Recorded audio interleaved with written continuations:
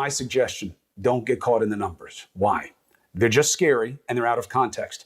We do not have the testing data to make real sense of our reality beyond what we know is the face of it for an overwhelming number who get sick. And that face is mine. I tested positive. Scary. Yes, as you might imagine, but better me than you. My concern is what I may have put on my family, just like you would. That is hurting me way more than anything a virus can do. So let's focus. Let's use this example of me having it as proof that you can get it too. God forbid. We have to do everything we can to avoid being sick. We have to do it for ourselves, our families, and for those on the front lines who are saving the lives of people like me and many of you. Together as ever as one. That is our remedy. Hey, Chris, man, I feel for you. I know you well. I know you're saying you feel okay, but you look a little under the weather, and I'm sorry, brother. I know you well, and I'm sorry that you're feeling that way. Well, I probably don't look great because I have coronavirus. I think, once we clear that up, that's what it is. And look, I'm a fighter. Most of us are going to be fine. I'm okay with that. There's so many who are so much more vulnerable, and there's so many people, as you know, sacrificing themselves every day.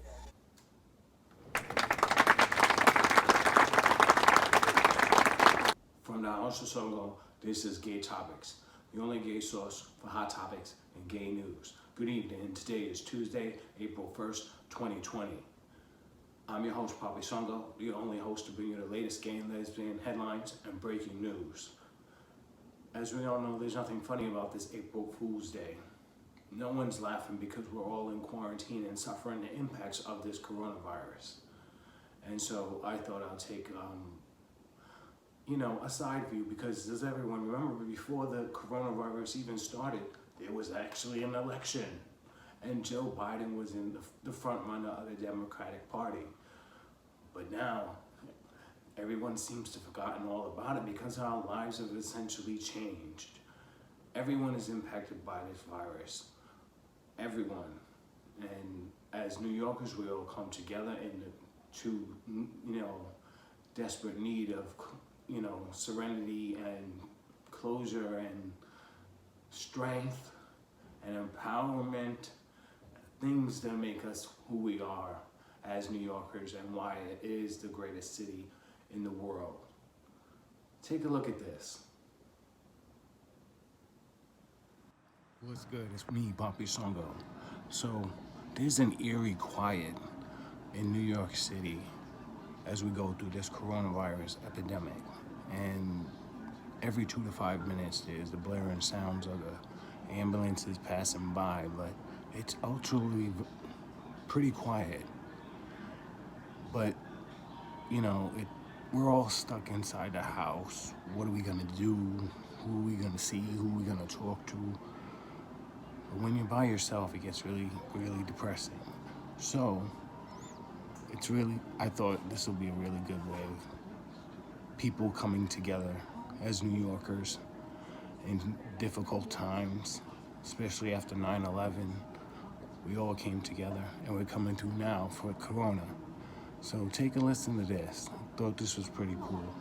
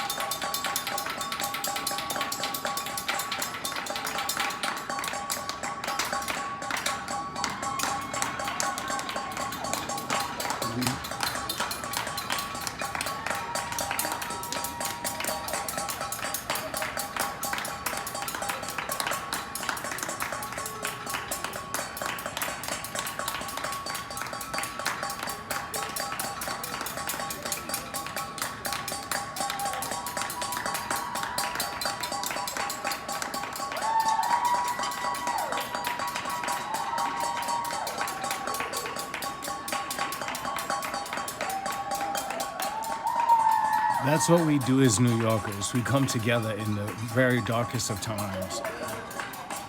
You hear that? Tonight at 7 o'clock and every night since this whole epidemic started, they come together and we're all in this together. We're all in this together. It's really good to be a New Yorker right about now.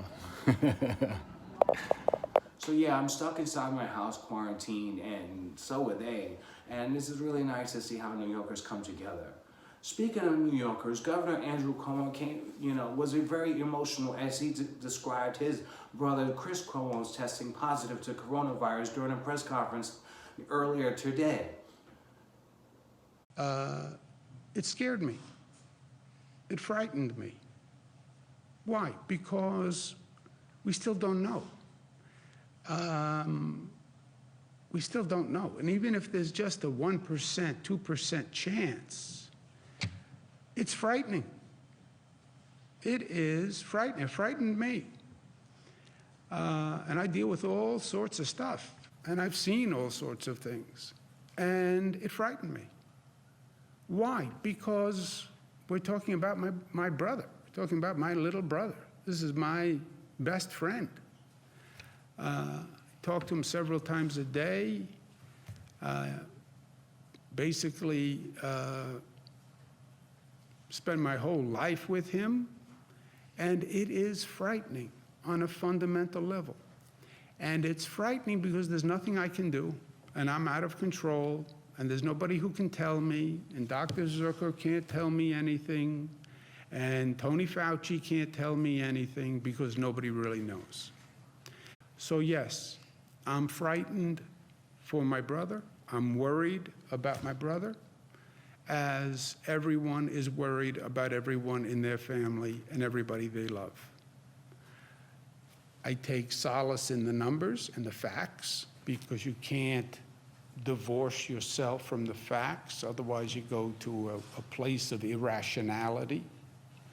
But we're emotional beings, and as an emotional being, it is frightening, and it is unknown, and it is threatening, and it is scary, and people are dying. He's going to be okay, I believe that. He's in his basement.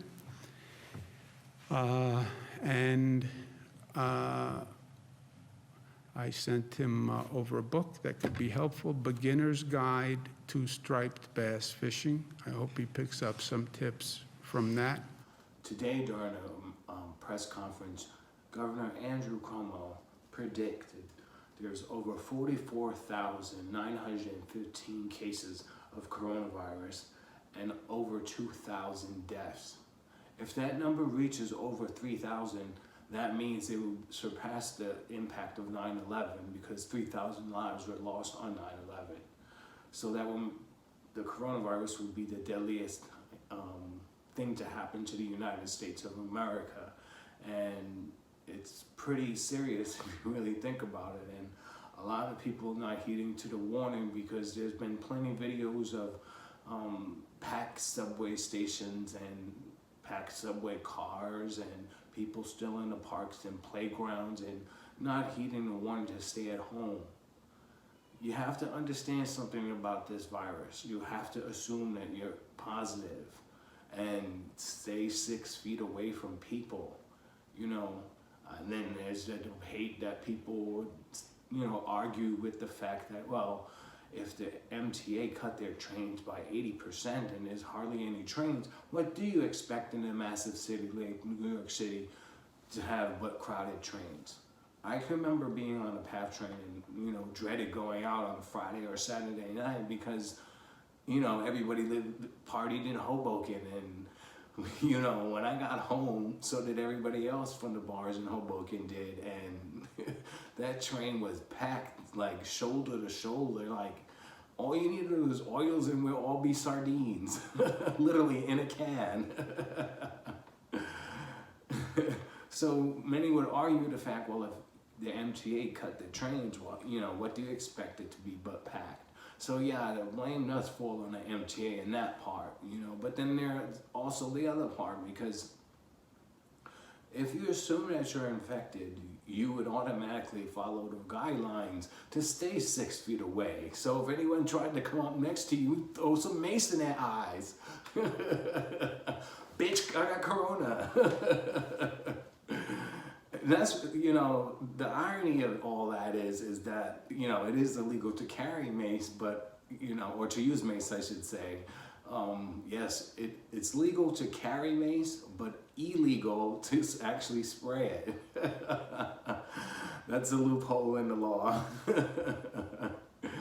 But in that defense or that regard, like, if you want somebody out of your space, you know, that's considered a crime, but crime has essentially gone down because of the coronavirus. So pushing all that aside and you know, saying that, you know, spraying them with mace and committing that crime, the irony behind it all is that crime is actually down. New York City reports a 37% drop in crime since the coronavirus outbreak. You know, but as I said, it's like if people were actually heeding to that warning and staying 6 feet apart, how can there possibly be a crowded subway train? You know, so today MTA took drastic actions by banning people from the subways. So you cannot use the subway unless you prove that you are a medical worker, a first responder, or anyone that are on the front lines of this epidemic right now. And it is with that that I want to take this opportunity to say thank you to each and every one of you who are out there fighting to kill this virus and find a vaccine for this virus and dealing with those people who can't say goodbye to their loved ones. And, you know, the massive construction of newly hospitals being built. You know, just today there was the one at the where they played tennis and Serena Williams played tennis at, and Meghan Markle was just sitting at, you know, the U.S. Open, and they're going to make that into a makeshift hospital. Here in Central Park, they did that in a makeshift hospital, and, you know, they turned the Javits Center into the Javits Medical Center, you know, with 1,000 beds. So, according to the governor, we haven't seen the peak of it yet until the end of April. The Mayor Bill de Blasio says that it will happen next week. So whatever is going to happen, or whatever anyone says is going to happen, April is fucked. So like I said, there's really nothing funny about this April Fool's Day. You know, we're all through this tough, difficult times, and we need to like come together and be there for each other. And seeing Andrew Cuomo literally almost tear up in tears about his brother, and Don Lemon literally crying for, you know, Chris Cuomo, shows their solidarity of love and support for that man who is going through the virus.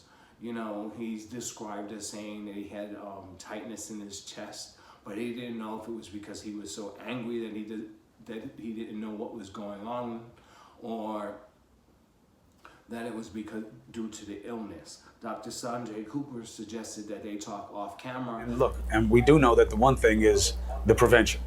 And that if you stay away from people, your chance of getting it is so much less. And then you don't have to deal with the unknown. And it's as simple as that. And that's the only reason. Look, I wasn't going to have this and not tell people, because I'm not going to tell people that they got to be straight about this. I don't care how people live their lives ordinarily, but this is bigger than your own personal choices. So this is not where you want to be. I mean, look, my basement is great. It's, you know, it's not going to be hardship, but I can't go hug my kids. I can't be with my family. I can't go out and get anything for them. And I don't know what's going to come next. I don't know if the tightness in my chest is a function of the virus or because I'm so pissed off at myself that I'm not able to take care of what I want to take care of. And I want people to avoid that. And the bittersweet thing is, Sanjay, they can avoid it. Yeah, no doubt. I mean, you know, we have data that shows what can decrease the likelihood of this continuing to spread, which can hopefully avoid some of these worst case scenarios in this country. But Chris, can I just ask for a second, just because of what you just said? I mean, you know, there are some things that, you know, are worth probably getting checked out. You know, for most people, they're not going to need to go to the hospital. It's going to be a tough, period that they recover from this illness, but they're going to, as you said earlier, going to be okay. But there are a few things that sound sometimes concerning. One is that if your shortness of breath is getting worse, you just mentioned tightness in your chest. I mean, we don't have to do it right now, but I'm going to call you. I'm going to ask you more about that. But tightness in the chest, pressure in the chest, especially if it's getting worse, those are things that I worry about. Obviously, if you're developing any evidence where you're not getting enough oxygen, you feel like you're losing your sensorium, your consciousness, or you got blue lips or anything like that, those are obvious ones. Those are things that should take you to the doctor. Most people aren't going to need it. I'm sorry you're going through this, really. I mean, I really feel for you. It's not good. It's a serious thing, and you're a tough guy. But I know it really makes people feel miserable. So I'm sorry you're going through this. Let's hope that he is doing very well, and Chris comes through this just as well as I am. But it's with that I find very disappointing, because I've come forward and addressed the fact that I've had coronavirus, where I've had extreme migraines and I've had problems breathing. I've taken the Z-Pack and the anti-malarial drug, and no one has come and showed any type of support or appreciation or, compassion or sympathy, or, for a lack of a better word, love. Where's the love? I'm here by myself, and I've been in quarantine for almost a month, and I don't know what's happening. And I'm all alone. I've been all alone before, but now it's like really like 4K. It's so intense, and it's making me stir crazy. I don't know what to do. I'm so anxious at little things, like the other day there was no hot water, and I got pissed off and I started banging on the wall. Like that was gonna bring back the hot water.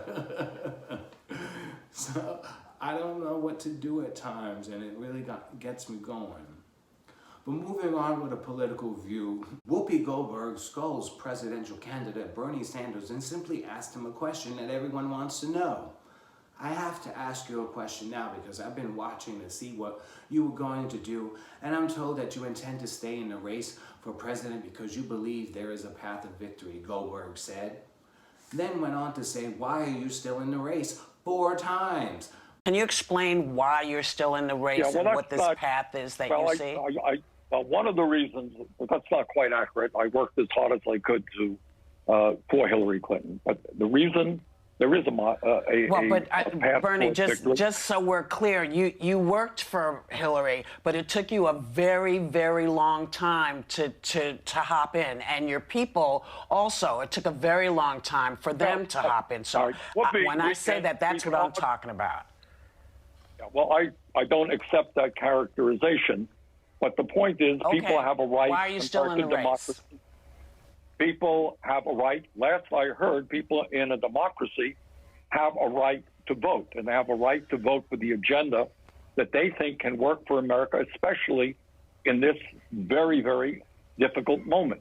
We are assessing our campaign, as a matter of fact, where we want to go forward. But people in a democracy do have a right to vote. And right now, in this unprecedented moment in American history, I think we need to have a very serious discussion about how we go forward. And one of the things that I am working on with other members of the Senate and Congress is a new stimulus package, which not only makes sure that all of our people in this crisis have health care, but also that they continue to receive their paycheck. We have got to understand where we are at. And right now is April 1st. It is likely possible there are millions of people who cannot pay their rent, cannot pay their mortgage. Yes. But wouldn't it be smarter for you to continue on that path to make sure that gets done? I'm sitting in my house right now. I'm not holding a rally in Wisconsin because of the nature of campaigns. But right now, what I am primarily focusing on with other members of the Congress is a new what we call a coronavirus 4 stimulus package, which will guarantee that every worker in America continues to receive his or her paycheck, that states and cities get the kind of revenue they need to maintain their payroll and take care of the work that they have got to do. What I am very worried about is that people cannot afford yes? Well, you know, Your I plan just is to said that we are, well, for the fourth time. You're assessing We it. are assessing. Okay, all right. We are assessing our Very campaign. good. Well, we are all doing it. Believe me, Sanders said. I'm sitting in my house right now. I'm not holding a rally in Wisconsin and holding on for my future campaigns, he said. Goldberg interrupted him once more for a total of 4 times and asked him, "So you plan to stay in the race?" "Yes." Again, he refused to answer, and even Sarah Hayes, who's been co-hosting and rumored to be returning to The View, even asked the same question, and he refused to answer. What's going on, Bernie? Your Bernie bros are confusing me. Why be so aggressive with your campaign and then, nothing's going on, So we ought to find out, Bernie. Tell us who you're going to side with. You got no choice, so you can even side with the VP if you want. That's a good idea, Bernie. So you see, he continues to do the Medicare for all and the free student loans and things like that, and everyone affected by the coronavirus get free health care and stuff like that. But he brought up a good light bulb in my head, per se, and it triggered something. What if we don't really need a front runner? Because not everybody's really excited about Joe Biden either. Although Whoopi Goldberg is a well-known supporter of Joe Biden and so many others, there are others who don't believe that Joe Biden is the right Democrat to be. As a matter of fact, a new poll showed that 87% of Americans think Andrew Cuomo would be a better president than Donald Trump, with only 31%. I gotta give it to my boy, Andrew Cuomo's doing an impeccable job by doing this testing and creating this task force, and even more to the point with the mayor, I gotta give kudos to, because the kudos hired former NYPD Commissioner James O'Neill as a senior advisor for the COVID-19 case. So I really thought that was impressive, and another way of us New Yorkers are coming together. It's a familiar face, it's someone we're used to, someone we know, and someone that we know is gonna do the job. And I think that's what we should do as far as regard to the president. There should be no race, introduce yourselves and then let the public decide who they really think is gonna do the job, Yeah, there should be a couple of debates and stuff like that, but I would really think Andrew Yang would be a good president, or even Pete Buttigieg. I really do believe that they were truly, they would truly make a difference. And I'm really sad that they're no longer in the race, but glad that they're supporting their fellow candidate Joe Biden.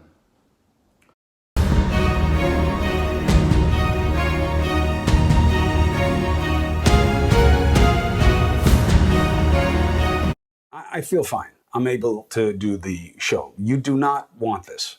And I am not able to be there for my family right now in the way that I want to be. And I still have to see if I got any of them sick. And you can understand how sickening that is to me as a husband and a father. And yet, I'm hesitant to talk about me because who cares? This is so small compared to what so many are facing. And we're going to all go through this together. You're going to have stories like mine popping up all over you in your life. You probably do already. Why? Because testing is just starting to catch up and pulling back the curtain on what we've known to be true for so long. It's not if, it's not even when. We are in it. This is a fight. It's going to get worse. We're going to suffer. And you have to accept that, not with fear, but with almost a fanatical sense of passion to fight. Because that's the only way you've ever made it through anything hard in your life. And this will be no different. Let me be proof. We have real vulnerability. You are not too strong. Do not act that way. But show that vulnerability by what you do for yourself and for others. If you or anyone you know is going through a crisis and having suicidal thoughts or suicide actions, please call the National Suicide Action Hotline at 1-800-273-TALK. That's 1-800-273-TALK. We're all in this together. In fact, if you or anyone you know is willing to donate to the first responders and the people on the front lines in the medical field, because let's be honest with them, like the EMTs are not really giving them credit that they're due, because they are the ones who are literally first exposed to the coronavirus, and they don't have the right protective equipment, you know, and PPEs. You know, it's just really unfortunate that no one's actually realizing that. Yes, the doctors and the nurses are there, but the EMT sees them before they actually go to the doctor and nurse. You know, so if you want to donate and give some, make a donation to the New York City Health and Hospitals Corporation, you can do so at nychhc.networkforgood.com. Again, that's nychhc.networkforgood.com.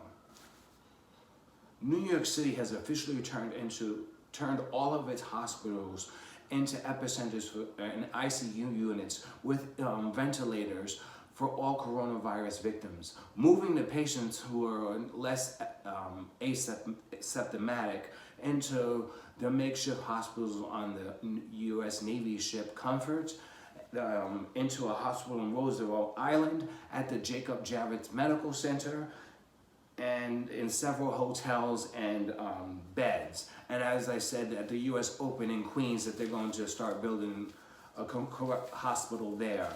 So it's getting really serious, and it's getting really deep, and I really do honestly feel that it will change our lives, because it's going to impact us worse than 9/11 did. But as New Yorkers, we need to come strong, and we need to band together. And it is times like this that I wonder about what's the greatness in people, because yeah, people may not have been there for me throughout my life, and I've truly been alone, but I still see good in people. And this is the goodness that I see in us New Yorkers and us people, and the fact that they have hearts. Because while we're all under quarantine and, you know, self-isolating and at home, listening to the, you know, warnings and trying to stay safe, we come together as one. Moving on with the people with compassion and hearts and things like that, CNN's Don Lemon literally burst into tears as he described his friendship with his co-anchor Chris Cuomo testing positive to coronavirus. Take a look at this. I'm sorry, that was the next thing. Sorry, I told you I was distracted. Bianca, sorry about that. Thank you, Bianca. Can I just tell you, by the way, we're all, I mean, for you being on air, and I know, you know, this is one of those situations where you try to be stoic and focus on the headlines. It's tough. So, I also feel for Chris, and I know it's tough for you, and we're all fighting and rooting for him tonight. Well, you know, sorry. I said I wasn't going to do this. Jesus. He's probably sitting at home laughing at me. So here's the thing. No. I have to, when I walk into work every day, and Chris and I are really good friends. We live near each other. And so when I walk into work every day, I have to walk by where Chris is. So I usually like go to his office and I say, you know, what's doing. Sometimes I bring the dogs and we just say hello. Anyway, he's just not here. And we have this great relationship. I've known Chris. Chris and I go back to when he and I both worked at ABC. He was one of the first people to congratulate me when I was pregnant, telling me that meant I was healthy. Right. Don Lemon burst into tears after discussing his friend and co-anchor Chris Cuomo's recent diagnosis to coronavirus 19. I said I wasn't going to do this. Lemon 54 wiped away tears on air with a tissue. He's probably laughing at me, the host joked before explaining how close he and his colleague were. Don Lemon really proved that he was a really good friend and counterpart and co-worker and brother of Chris Cuomo. And that's saying a lot, you know, and I really wish I had a brother like Andrew or even Don or any CNN, I can say, you know. I'm in this by myself, and it's really unfortunate that word haven't spread and I haven't been reached by anybody, you know, to even ask how my day is or how I'm doing. You know, I'm not able to go live every single day because I don't feel well every single day. I don't have an idea if there's how long this is going to be and how long am I going to be inside, but I'm scared and I don't know what to do and no one listening, and it's really got me. But moving on to Andrew Cuomo, his brother choked up during a press conference today. Governor Andrew Cuomo gave an emotional update on his brother Chris Cuomo's coronavirus diagnosis. I'm worried, Governor Cuomo also praised his younger sibling, who continued to work on Tuesday after his diagnosis, anchoring his CNN show from his basement. Just as I'm doing right now, it's very difficult for me to do that, and at least Chris has a production team, I don't have a production team. It's just me by myself. I don't know what to do. I've called so many people and lawyers, and no one seems to be responsive. That's it for this edition of GayTopix Quarantine Political Edition. I'm your host, PAPISONGO, the only host to bring you the latest gay and lesbian headlines and breaking news. Remember, you're always in a mix with GayTopix. Stay safe, stay clean, stay home, stay well. Have a blessed night.